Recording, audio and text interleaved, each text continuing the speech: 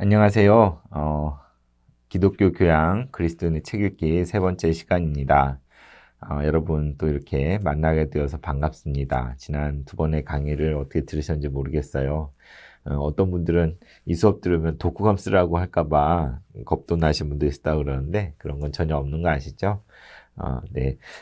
오늘은 기독교 교양 그리스도인의 책 읽기 세 번째 시간으로 3강 설교와 설교학이라는 주제로 함께 책을 소개하고 나눠볼까 합니다. 여러분, 이렇게 평소에 신앙서적들 보시는데, 설교집, 설교책을 좀 보신 경험이 있으신가요? 아마도 한두 권쯤 읽어보신 분이 계실 수도 있을 것 같고, 또 특별히 좋아하는 목사님이 있어서 그 책들을 보신 분도 있을 수 있을 것 같고요. 또 많은 분들은 처음 들어보는 분들도 계실 것 같아요. 설교집, 설교 주일날 교회에서 예배 드리고, 그때 설교 듣는데, 또 TV만 틀면 설교들이 나오는데, 굳이 또 책을 통해서 설교집을 읽어볼 필요가 있나. 그리고, 설교집 같은 것은, 저 같은 목회자나 또는 신학생들에게 필요한 거 아닌가. 이렇게 생각하시는 분 계실지 모르겠지만, 꼭 그렇지만은 않은 것 같습니다. 저도, 어릴 때는 이렇게 설교집을 제가 읽을 거라고 생각도 못 했는데, 제가 2002년에 신대원에 입학을 했는데, 그 이전부터 설교집들을 이렇게 찾아서 읽게 되었습니다. 지난번에 혹시 말씀드렸었는데, 오누리교회 대학부에 있었는데, 거기 선배들이 제시해준 필독서 가운데, 마틴 로이드 존스의 십자가, 뭐, 부흥, 뭐, 이런 책들이 있었거든요. 그래서, 그걸 필독서라고 하니까, 이제, 구해서 이렇게 읽다 보니 그게 설교집인 거예요.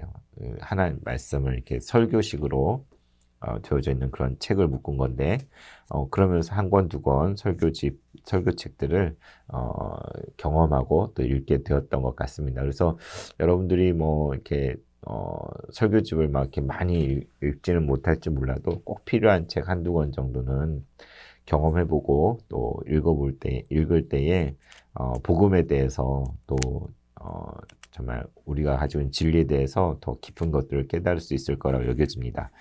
여기 이제 지난 시간과 마찬가지로 제가 읽었던 설교 또는 설교학과 관련된 책 리스트를 올려드렸는데요. 먼저 첫 번째 장 보시면 다 붉은색으로 되어 있는데 다 마틴 로이드 존스 목사님의 책이죠. 로마서 강의 1권부터 14권, 에베소서 강의 산상설교집, 리빙 워러 시리즈 이렇게 되어 있는데 보면 에베소서 중엔 1998년에 읽었던 것도 있고 그러네요. 그죠? 제가 대학교 한 4학년 나이 때였던 것 같습니다. 군대 가기 직전에 읽었네요. 네, 다음 장 보시면 역시 33번부터 64번까지도 로이드 존스 목사님 책인데 보시면 요한복음 17장, 14장, 사도행전 6권, 또 요한일서 5권, 뭐 빌립보서, 골로새서, 베드로후서, 이사야 1장, 5장, 또 뭐 믿음의 시련, 또 하나님을 아는 기쁨, 십자가, 부흥 이렇게 쭉 이렇게 책들이 있죠. 보면은 58번, 59번 십자가나 부흥은 1995년 제가 재수하고 대학에 막 들어가서 처음에 대학부에 가자마자 얼마 안 돼서 2월 달에 이 십자가라는 책을 찾아서 읽어보았네요. 그리고 47번, 48번 빌립보서도 98년에 읽었고요. 베드로 97년에 그리고 세 번째 장 보시면 역시 65번부터 79번까지 다 이제 로이드 존스 목사님 책이 이렇게 붉은색으로 되어 있습니다. 제가 한 100권 정도 가지고 있다고 거의 다 읽었다고 그랬는데 이제 설교와 관련된 것만 여기 이제 79권이 있는 거고요. 이제 그 외에 설교가 아닌 책들도 로이드 존스 책이 있거든요. 그래서 제가 읽은 설교와 설교학 관련된 책 중에 반 이상이 로이드 존스 목사님 책이네요. 그죠? 그 다음에 이제 좀 봤던 게 찰스 스펄전 목사님의 책 시리즈 예수전도단에 나온 그 시리즈 책을 한 권, 두 권씩 찾아서 읽었던 것 같고 또 보시면 캐직 사경회 영국에서 1년에 한 번씩 하는 그 말씀잔치 캐직 사경회 책이 두란노에서 나왔었는데 그 책들을 또 이제 찾아서 읽었던 것 같습니다. 그런데 여기 97년 뭐 이렇게 돼 있는 그런 연도 보시면 그때 뭐 학생이 돈이 많이 있겠습니까? 주로 헌책방에 가서 중고 서적을 뒤지고 뒤지다가 이렇게 한 권 발견하면 사고 이런 식으로 책을 구입했던 것 같아요. 그래서 이제 마지막 페이지, 네 번째 페이지 보면은 여기 좀 오타가 있는데 98번에 세계를 부둥켜 안는 기도 헬무트 틸리케 이 책은 2002년이 아니고 2020년 작년에 역시 알라딘 중고 서점에 갔다가 이렇게 이런 책이 있더라고요. 그래서 구입해서 읽은 바 되었습니다. 그 다음에 우리 마틴 루터 킹의 한밤의 노크소리라는 설교집도 읽었고요. 또 하용조 목사님의 마태복음 강해, 그리고 보시면 박영선 목사님 책도 하나님의 열심, 하나님의 설복, 아주 유명한 책이죠. 이런 책들. 그리고 오카는 목사님 책도 좀 봤고요. 또 뭐 김난준 목사님 뭐 이런 책들 이렇게 좀 설교를 받고, 그리고 이제 설교학과 관련돼서 이제 학교를 다닐 때 주로 읽었을 것 같아요. 그래서 설교 분석과 비평 뭐 이런 책들. 일단 마지막 뒤에 세 개는 로이드 존스의 설교론에 대해서, 설교를 만나다, 뭐 목사 설교 이런 책들을 이렇게 설교와 설교학 관련해서 리스트업을 이렇게 해보았습니다. 그래서 오늘 이미 짐작하셨겠지만 이 시간을 통해 여러분에게 소개하고 싶은 사람은 바로 마틴 로이드 존스 목사님입니다. 네. 20세기 최고의 설교자라고 되어 있고, 이렇게 얼굴 보시면 이분이신데, 저의 인생에 있어서 목회의 길을 걸어오는 계기도 됐고, 인생에 가장 결정적인 영향을 끼친 두 분 가운데 한 분인 것 같아요. 저의 삶에 가장 큰 영향을 끼친 분이라고 말할 수 있는데요. 1899년에 1981년까지 이렇게 사셨고, 이렇게 정의를 하자면, 영국 국교회도 있고, 뭐, 장로교회도 있고, 그러잖아요. 근데 영국의, 회중교회, 그러니까, 장로교에 딱 속한 것도 아니고, 또 국교회에 속한 것도 아니고, 보다 자유교회라고 할 수 있는 회중교회의 목사이고, 복음주의 설교자라고 할 수 있습니다. 그래서 20세기 두 명의 복음주의 설교자 얘기한다면 마틴 로이드 존스와 존 스토트를 많이 이야기하죠. 근데 로이드 존스 목사님은 1899년 영국의 남웨일즈에서 출생했어요. 그래서 자기 신앙을 굳이 구분한다면 웨일즈 장로교회에 뿌리를 두고 있다라고 이렇게 말씀하시는데요. 그는 이제 의학을 전공해서 청년 의사가 됐는데, 영국의 아주 유명한 호덕영의 조수로서 이렇게 배웠고 숙련을 했고, 26살에 영국 왕립의학협회에서 의학 박사 학위를 받게 되었어요. 그래서 로이드 존스 박사님이라고도 많이 불러요.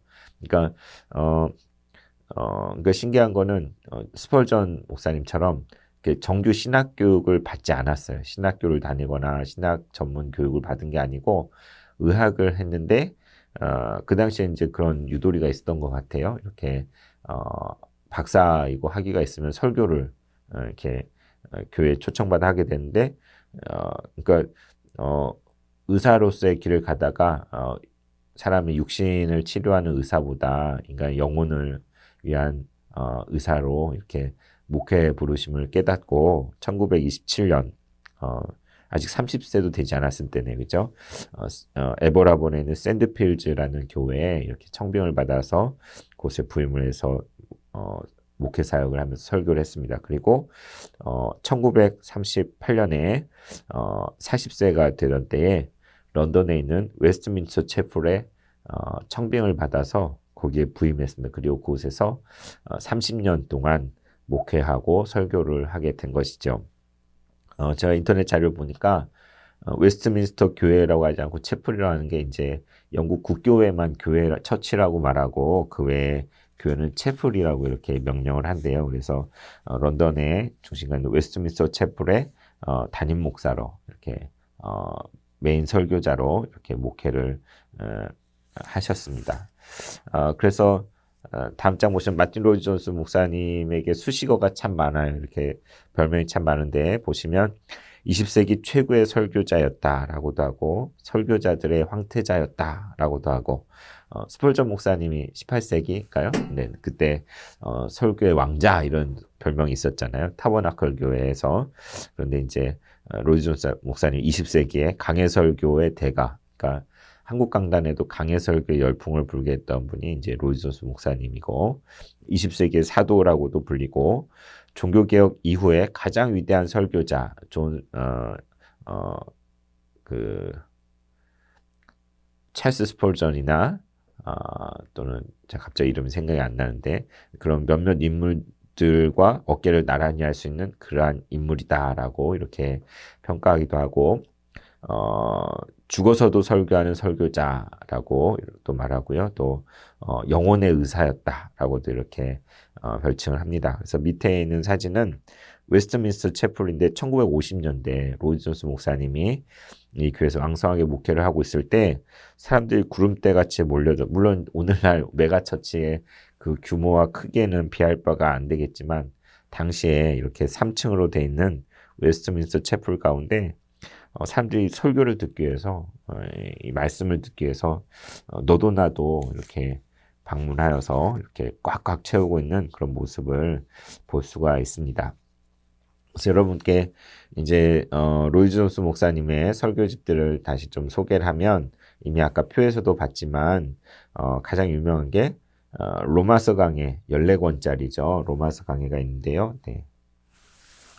네, 이 책들을 보시면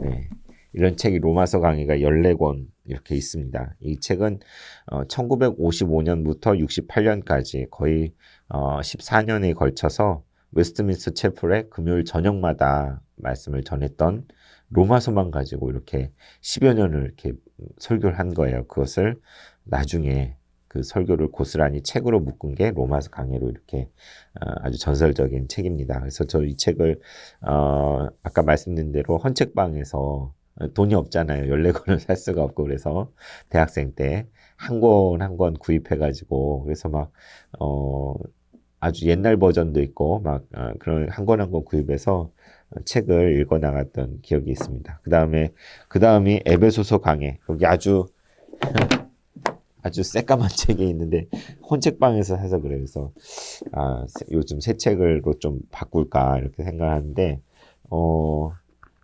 영적 선택, 영적 영광, 영적 광명 뭐 이런 식으로 타이틀이 있어서 에베소서 강의 8권의 책이 있습니다. 그래서 이것은 1954년부터 62년까지 동일하게 웨스트민스터 채플에서 주일 낮 설교를 묶어놓은 것. 에베소서만 가지고 주일 낮 설교를 하신 거죠. 그것을 그대로 묶은 책이 에베소서 강해고요.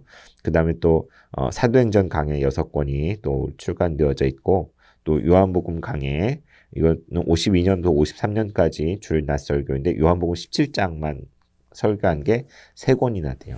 장난 아니지 않습니까? 참고 말씀드리면 제가 로마서 강의 12권을 가지고 왔잖아요. 여기에 설교가 몇 편이 있냐면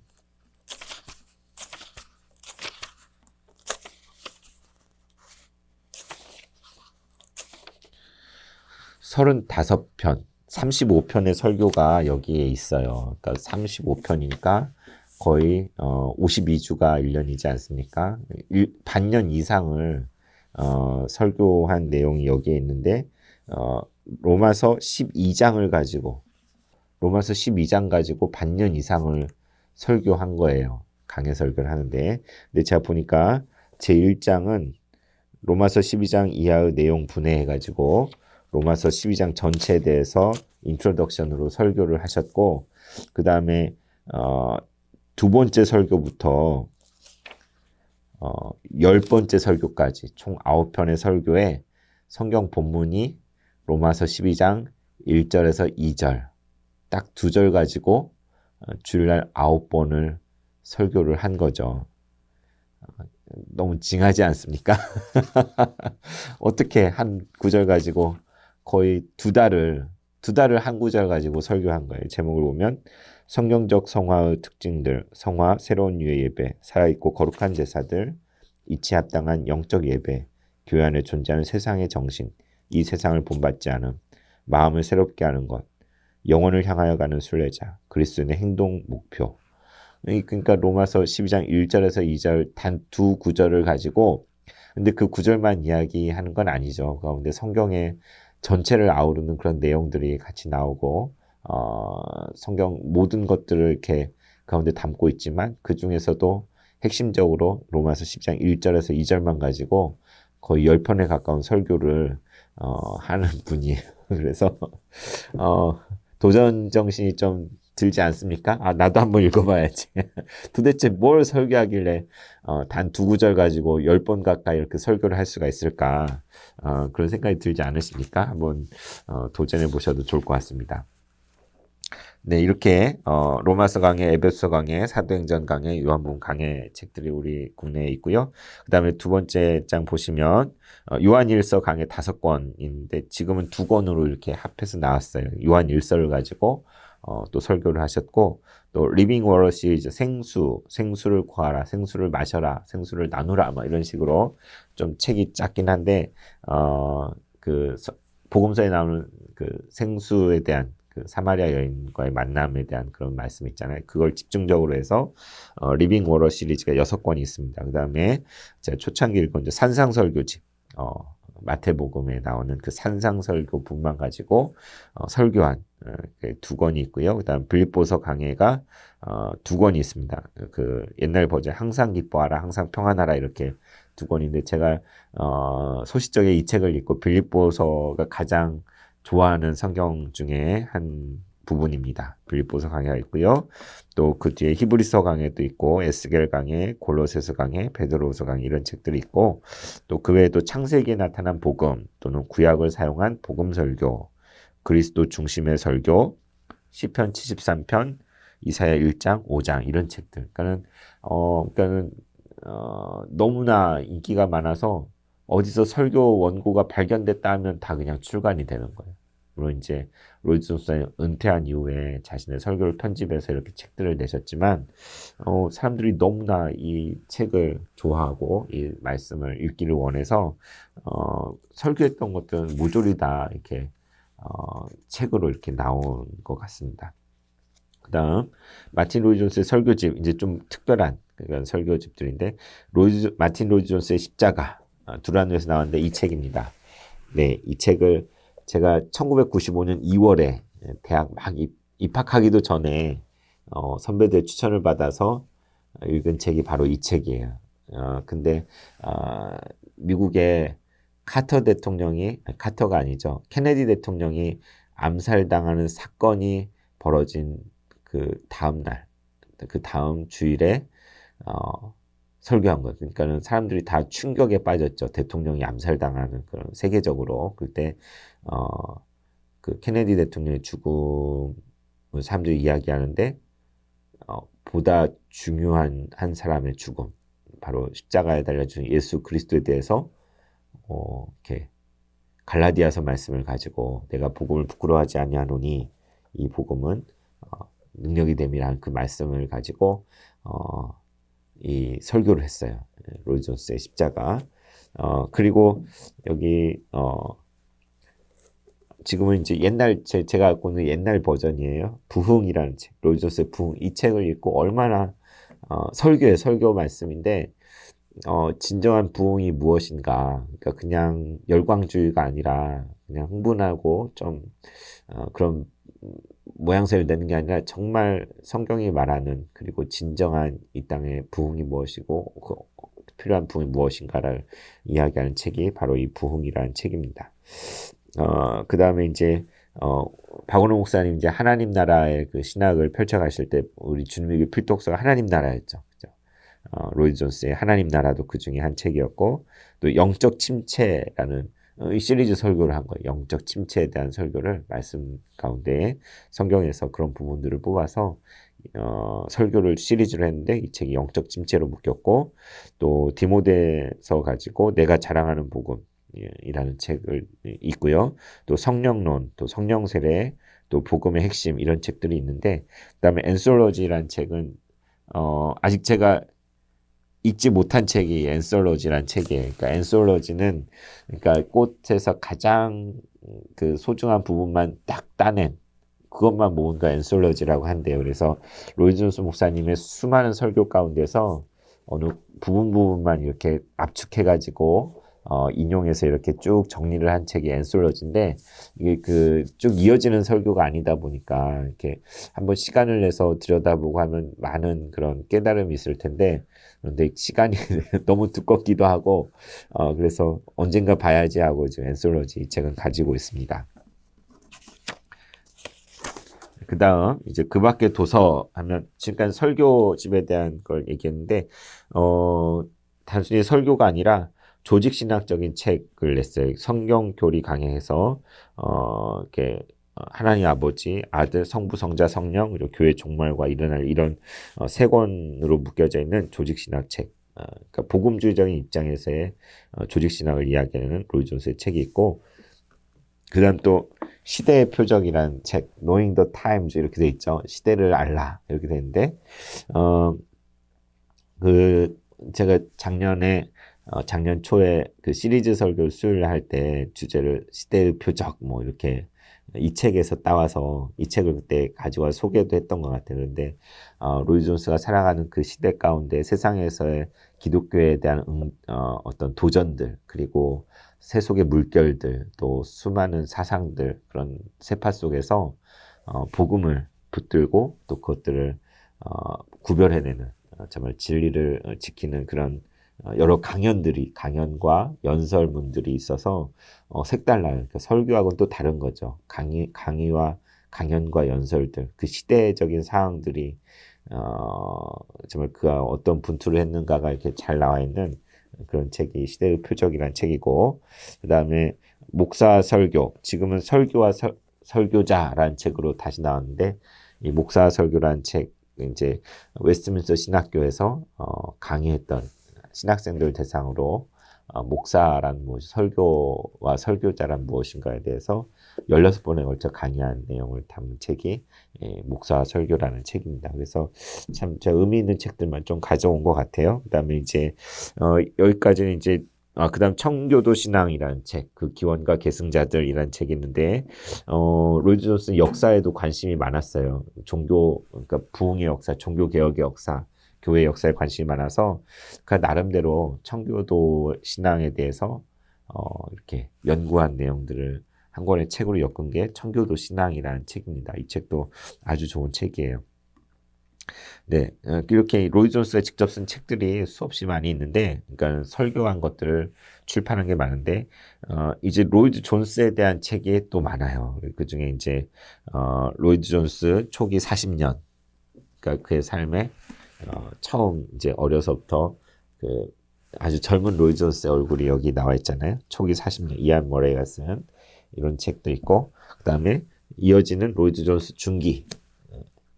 그 다음에 마지막 책도 그 시중에 나와 있던데 너무 비싸고 그래서 엄두를 못 내고 있습니다. 네, 그 다음에 또 토니 사전트가 쓴 위대한 설교자 로이 존스라는 책도 있고 우리나라 정근두가 쓴 로이 존스의 설교론이라는 책도 있고 또 최근에 나온 책 중에 스티븐 로슨이 쓴 마틴 로이 존스의 설교를 만나다라는 이런 책이 이제 로이 존스에 대해서 그의 설교에 대해서 그의 어떤 전기 같은 책들이 이렇게 또 여럿이 있는 것을 말씀드리고 싶습니다. 그래서 제가 이렇게 로이 존스에 대해서 여러분에게 소개하고 한 것은 저에게 가장 큰 영향을 끼친 분이라고 말씀드렸지만 그 특징적인 것들은 다음과 같습니다. 로이 존스에게 배우게 한번 보면 그의 신앙은 아주 개혁적이고 복음주의적인 신앙이었어요.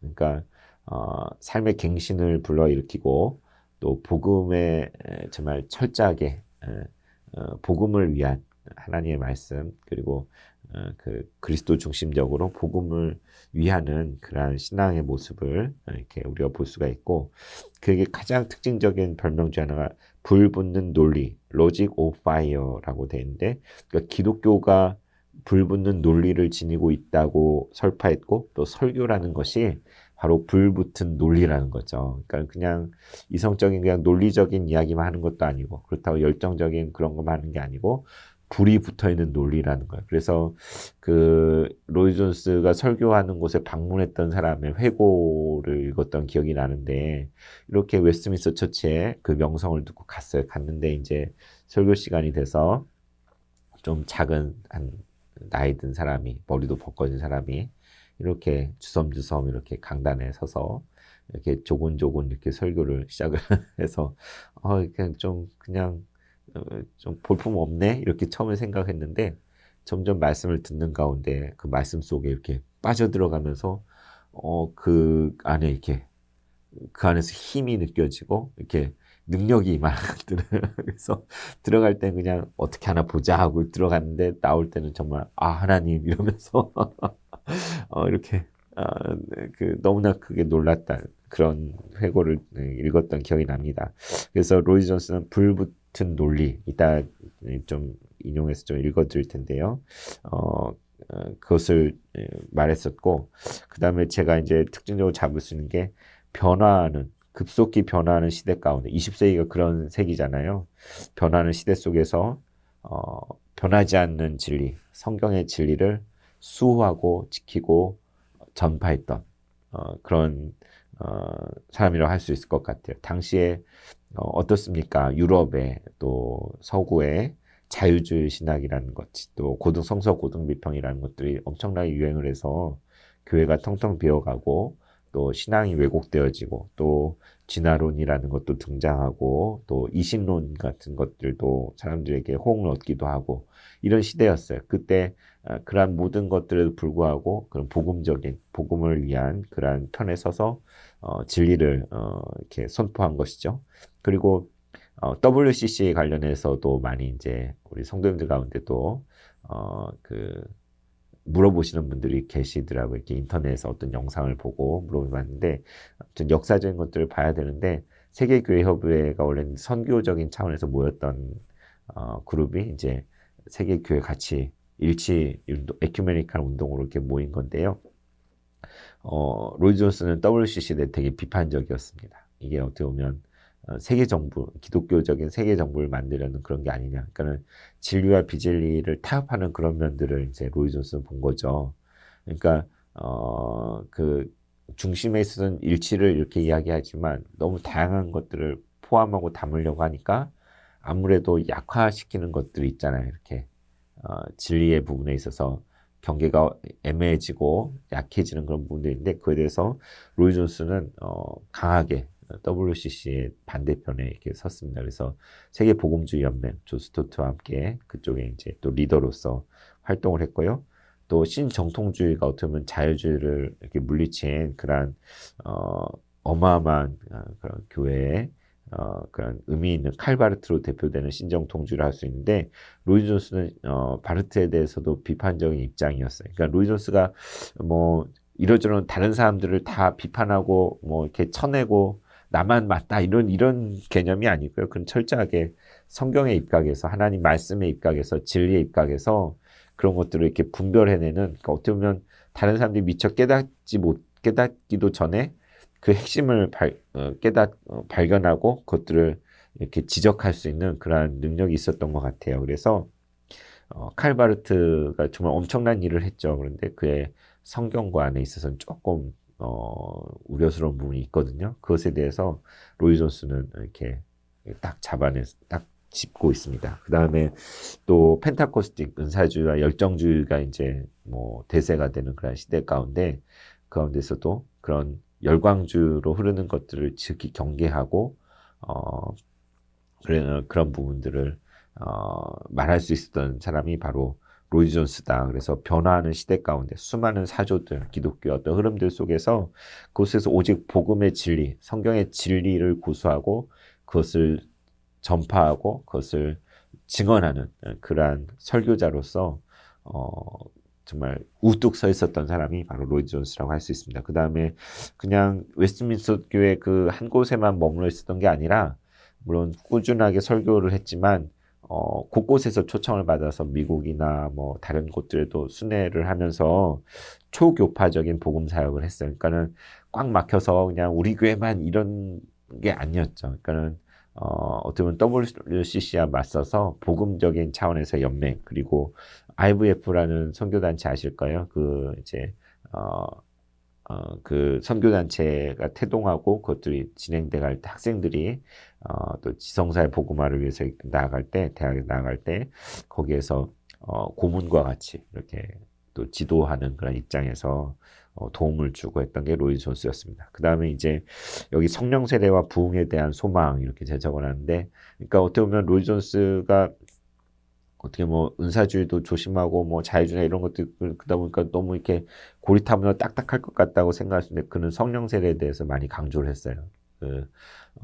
열광주의가 아닌데, 그러니까 성령론이나 성령 세례 책을 보면 로이 존스에 대한 두 방향의 오해. 그러니까는 그냥 복음주의자들은 이렇게 로이 존스가 오순절 쪽으로 이렇게 오순절적인 걸 이야기하네 그렇게 얘기하고, 또 오순절 뭐 은사주의 쪽에서는 우리 이렇게 우리와 같지 않네 막 이렇게 서로 이렇게 그런 사이에 끼어 있는 것과 같이 여겨졌는데, 그는 성령의 세례에 대해서 아주 중요하게 생각을 했습니다. 그게 이제 가령 은사주의 쪽에서는 뭐 방언을 받거나 어떤 그런 은사가 나타나야 구원받았다 뭐 이런 식으로 이렇게 그걸 가지고 그런 경향이 있잖아요. 반면 이제 기존의 정통 교회에서는 그냥 내 마음에 뜨거운 것도 없고 감동도 없고 체험도 없는데 그냥 예수님 시인하면 다 세례 받은 거다, 성령 세례 받은 거다, 이렇게 그냥 그렇게 믿어라 이렇게 그냥 말하는 그런 측면이 있지 않습니까? 그런데 루이 존스는 그러니까 성령 세례가 구원의 필수적인 건 아니지만 그것이 정말 가시적인 것이고 실제로 일어나는 것이고 하나님의 능력이 한없이 이 땅 가운데 부어질 각 개인에게 임하는 그러한 놀라운 것이라는 것을 말씀을 통해서 성경 말씀 가운데 설교를 하는 가운데 이렇게 통찰을 했는 거죠. 그래서 성령 세례에 대해서 그 의미에 대해서 그래서 성령론이라는 책, 성령 세례라는 책이 있습니다. 그리고 나아가서 이제 부흥이라는 책, 그러니까 리바이벌이죠. 리바이벌. 그러니까는 역사 속에서 그러니까 그 성령 세례와 부흥을 이야기한 문장 어떻게 보면 개인과 전체 공동체에 대한 것인데, 그 첫째는 개인적인 경험이에요. 목회 현장에서 그가 진지하게 오직 하나님의 말씀을 증거하고 설교할 때에 그걸 듣던 사람들이 변화되는 걸 목격한 거예요. 그러니까 이전에도 집사님이었고 헌신된 사람이라고 여겨졌는데 그 사람 가운데 뭔가 변화가 고민이 생기고 다시 말씀 앞에 제대로 이렇게 엎드리는 그러한 일들을 그 주변에서 이렇게 그런 변화들을 경험하게 되는 거죠. 그러면서 그는 이제 또 하나님 말씀을 가장 깊이 들여다보고 말씀 안에서 진리를 찾고 거기에 온전히 몰두해서 거기에 정말 그런 말씀들이 들어있고, 또 로이 존스는 교회 역사에 대해서 되게 관심이 많았어요. 그래서 교회사 종교개혁 이후에 그 17세기, 18세기, 19세기 교회 역사들을 들여다봤을 때 거기에서 일어났던 부흥의 시대들, 엄청난, 우리도 1907년에 평양 대부흥이 있었잖아요. 그런 것처럼 정말 엄청난 부흥의 역사들 가운데 어떤 일들이 있었는지, 그게 어떻게 이루어진 것인지 그것들을 이렇게 역사를 들여다보면 통찰하게 됐어요. 그래서 개인 자신의 경험과 말씀이 증언하는 것과 또 실제로 역사 속에서 이루어진 일들을 보면서 그는 성령 세례 그리고 부흥이라는 그런 주제를 가지고 그것을 열렬히 소망하고 바라고, 그러니까 이제 체스피니랑 대조가 되는데, 체스피니를 많이 비판했거든요. 체스피니는 미국에서 엄청난 부흥사로 수많은 사람들을 회심시키는 그런 종으로 쓰임 받았는데, 근데 그는 이제 부흥에 대해서 이런 식으로 얘기를 한 거니까, 우리가 회개하고 기도하고 뭘 하면 부흥은 임한다. 이렇게 세상이 바뀔 수 있다. 뭐를 하면 바뀔 수 있다. 이런 식으로 이제 어떻게 보면 아주 간명하게 이렇게 설명하는 그런 부흥사적인 그런 거죠. 근데 로이 존스는 그건 말도 안 된다라고 비판을 했어요. 하나님은 자동 판매기가 아니다.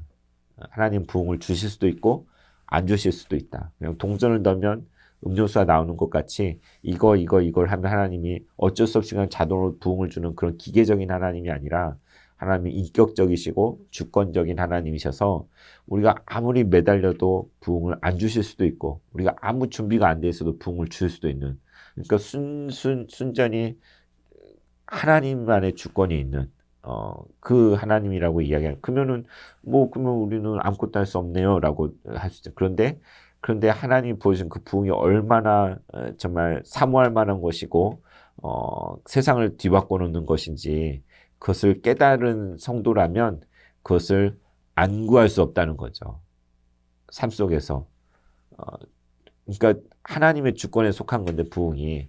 그런데 정말 그 부흥이 어떠한 것인지를 안다면 그 단순히 구원받고 안 받고에 결부되는 건 아니에요. 그렇지만 하나님의 성령의 기름 부으심이 폭포수와 같이 온 민족 가운데 공동체 가운데 쏟아 부어지는 그러한 역사를 어떤 것인지를 안다면 그것을 구하지 않을 수 없고 열렬히 소망하고 바라지 않을 수 없다는 거죠. 저는 이거 참 전적으로 동의를 합니다. 그래서 로이 존스는 그의 생전에 정말 이 부흥의 날을 기다리고 꿈꾸면서 마지막 생을 마칠 때까지 살았어요. 그러나 이제 그가 생각했던 것 같은 가시적인 그런 부흥을 자기 삶 속에 체험한 건 아니죠. 그러니까 부분적인 자기 주변에서 변화가 일어나는 건 봤지만 예전에 역사 속에 일어났던 그런 엄청난 부흥이라고 할 만한 그런 것들. 그러니까 인간이 만들어낸 부흥이 아니라 사람들이 조장해내고 감정에서 이루어진 그런 부흥이 아니라 전적으로 하나님이 부어주신 그 부흥을 사모하고 기다렸던 사람이 바로 로이드 존스 목사님입니다. 그래서 좀 흥미가 가시나요? 그래서 이 로이드 존스 목사님으로부터 저는 이제 독서에 대한 것도 많은 걸 배웠는데 그러니까 뭐 어느 책 강연에선가 이제 이런 얘기를 했던 성경을 읽으십시오, 여러분. 성경 하나님의 말씀인 성경을 평생을 통해서 그 맥체인 성경 읽기로 1년에 몇 번씩 이렇게 성경을 아침 저녁으로 이렇게 말씀을 묵상하고 읽고 이렇게 해서 그러니까 말씀이 이렇게 그 안에 고여 있는 거죠. 그러니까 이 구절 하나를 가지고 설교하지만 창세기부터 요한계시록까지가 다 거기에 버무려져서 이렇게 다 등장하는 거예요. 그래서 성경을 읽으십시오. 그리고 또 뭘 읽으라고 했냐면 여러분 교회의 역사를 읽으십시오. 교회사죠, 교회사. 제가 교회사를 전공한 게 로이 존스 때문은 아니지만 교회의 역사를 지나온 발자취를 믿음의 성도들이 걸어온 그 발자취에 대해서 여러분 읽으라고 로이 존스는 권했고 또 신앙 인물들을 살펴보라고. 그러니까 역사 속에서 믿음의 사람들이 있잖아요. 믿음의 사람들. 그 신앙 인물들의 전기들이 있는데 그것들을 읽으라고 로이 존스는 권했습니다. 그래서 저도 참 그거에 부응해서 이렇게 신앙 인물들의 책들을 많이 보게 된 것 같은데 참 그 막 머리 아프고 복잡한 거 읽기 싫을 때 머리 식히고 싶을 때 그냥 어떤 신앙 인물의 이야기는 참 스토리잖아요. 스토리. 그냥 쭉 흘러가는 이야기 때문에 하루 저녁에도 읽을 수 있고 그래서 머리 식힐 때 읽기 참 좋았던 것 같아요. 그래서 로이 존스로부터 성경과 교역사 신앙 인물에 대해 읽으라는 것을 마음에 새기고 그런 독서를 좀 추구해 왔던 것 같습니다. 그래서 이제 로이 존스는 이처럼 개혁적인 복음주의 신학의 보루로서 불붙은 논리로서 설교를 해왔고 또 변화하는 시대 속에 성경의 진리를 수호했고 초교파적인 복음 사역이었으며 성령세라 부흥에 대한 소망을 품고 살았었고 또 책 읽기에 대해서 저희 가르쳐 주셨는데 이제 지난 시간에 어떤 분이 뭐 인터넷에 나오는 것보다도 목소리가 좋았다고 이렇게 얘기를 해주셔서 얼마나 큰 격려가 됐는지 몰라요. 저는 제가 들을 때 제 목소리가 좀 애기 같고 좀 만족스럽지 않을 때도 있고 그렇거든요. 그런데 오늘도 그렇게 낭낭하진 않지만 여러분에게 맛보기로서 로이 존스의 설교 그리고 그가 말하는 것들이 이런 분위기구나라는 걸 느낄 수 있도록 한 몇 페이지를 읽어드릴까 하는데요. 저는 이제 목사 설교란 책인데 설교와 설교자 1969년 웨스트민스터 신학교에 6주간 16회에 걸쳐 강연한 신학생들을 대상으로 이제 강연한 책인데 거기에 나오는 3-4페이지를 여러분에게 마지막 읽어드리겠습니다. 설교한다는 것은 무엇입니까?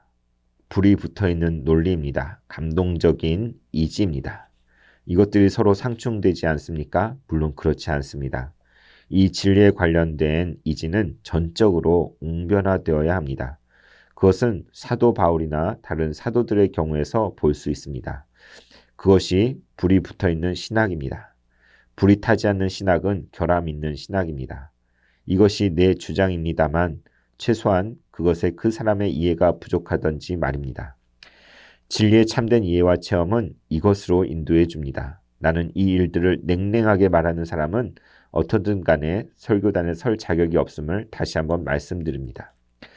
설교의 주요 목적은 무엇입니까? 나는 그것을 다음과 같다고 생각하고 싶습니다. 그것은 사람들에게 하나님과 그의 존전에 있다는 생각을 주는 것입니다. 내가 이미 말씀드렸던 바와 같이 지난해 동안 나는 알아누운 적이 있습니다. 그래서 내 자신이 설교하는 대신 다른 사람의 설교를 듣는 특권과 지혜를 가졌습니다. 내가 육체적으로 연약한 가운데서도 설교를 듣는 것이 내가 바라고 갈망하고 소원하는 일이었습니다. 나는 나쁜 설교를 한 사람을 용서할 수 있었습니다.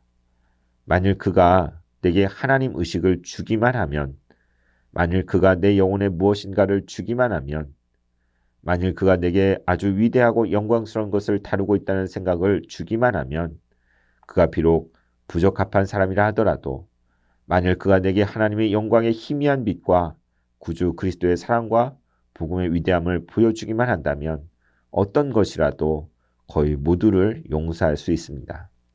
만일 그가 그렇게 한다면 나는 그에게 빚진 자요, 나는 그에게 심심한 감사를 드립니다. 설교한다는 것은 사람이 종사할 수 있는 일 중에서 가장 경이롭고 가슴 벅찬 행위입니다.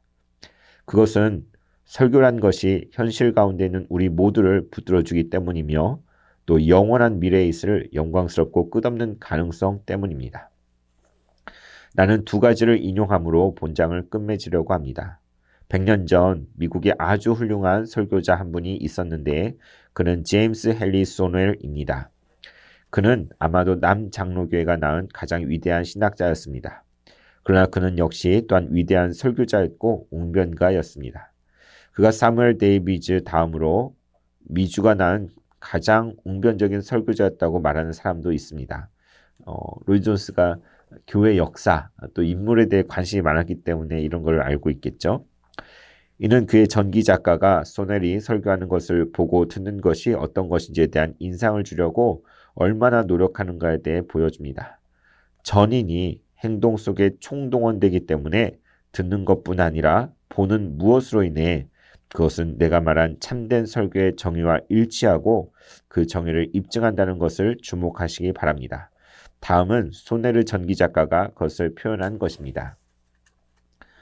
그 자비로운 눈매, 감격하며 다양한 어조, 무엇을 말하는 듯한 표정, 예표적이고 상징적인 손짓, 그의 나머지 모든 것들까지도 자기 속에서 짜넣은 그 전체로 움직이는 인품을 어떤 묘책으로 전달해 줄 수 있을까?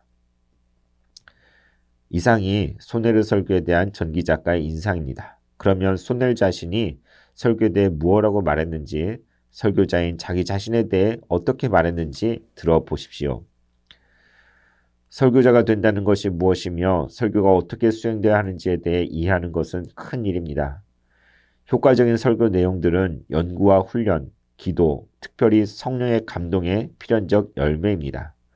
그 설교들은 전달을 위해 의도된 설교를 구성하는 모든 다른 부분의 특징적인 장점들과 결합합니다. 그것은 믿음의 성실성뿐만 아니라 끊임없는 하나님의 인내하심을 힘입어 선포되는 것입니다.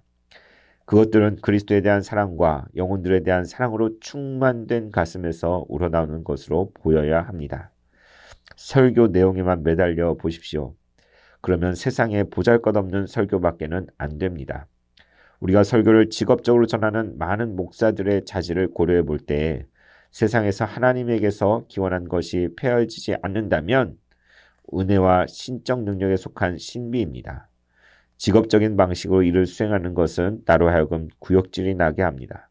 나는 내 생애에 있어서 한 편의 설교, sermon도 작성하지 않았습니다. 다소 전하기는 했지만 preach. 나는 그것을 할 수 있는가에 대해 절망하기 시작합니다. 주께서 여러분에게 더 많은 지식과 은혜를 주시고 목적에 성실할 수 있게 하시기를 원합니다. 여기까지가 소널의 자기가 설교에 대해 말한 것이고요. 이제 더 이상 부연할 말이 없습니다. 설교한다는 것이 무엇인지 어느 정도 어렴풋이나마 안 사람은 누구나 자기는 설교한 적이 없었구나 하는 것을 틀림없이 느끼게 될 것입니다. 그러나 그 사람은 전력하여 어느 날 하나님의 은혜로 참답게 설교할 수 있을 것을 바라고 매진할 것입니다. 네, 옛날 생각이 나는데 로이드 존스 목사님의 설교 이게 쉽지 않아요. 이렇게 읽고 또 읽고 이게 힘든 과정이기 때문에 어떤 때는 막 빨려 들어가기도 하고 그러는데 막 너무 이렇게 그 복음의 영광스러움과 정말 이 진리로 이렇게 설교를 마치 듣는 것처럼 읽는 거거든요. 설교기 때문에 그게 충만해져서 막 이걸 이렇게 목회자가 되기 전에도 이렇게 누군가에게 들려주고 싶다. 누군가에 그냥 쭉 읽어만 준다면 한편의 설교잖아요. 읽어만 준다면 얼마나 좋을까 이런 그런 격정에 휩싸인 적도 있었던 것 같습니다. 어쨌든 로이드 존스 목사님을 생각한다면 뭐 저의 설교는 사실 정말 비할 바가 못 되겠죠. 그러나 저도 이번 기회에 다시 한번 설교자가 누구인지 또 어떤 마음으로 설교를 해야 되는지 다시 새길 수 있는 기회가 된 것 같습니다. 여러분 뭐 이미 혹시 읽으신 분도 계신지 모르겠지만 기회가 된다면 많은 책들을 소개했잖아요. 그 중에 마틴 로이드 존스의 십자가 이 책 또는 부흥 이 두 권 중에 한 권만 나중에 시간이 되실 때 구입해서 읽어보셔도 참 좋겠다 이런 생각이 듭니다. 3강은 이렇게 마치겠습니다. 감사합니다.